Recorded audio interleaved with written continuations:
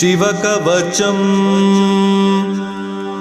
अस्य श्रीशिवकवचस्तोत्रमहामन्त्रस्य वृषभयोगीश्वर ऋषिः अनुष्टुप्-छन्दः श्रीसाम्ब सदाशिवो देवता।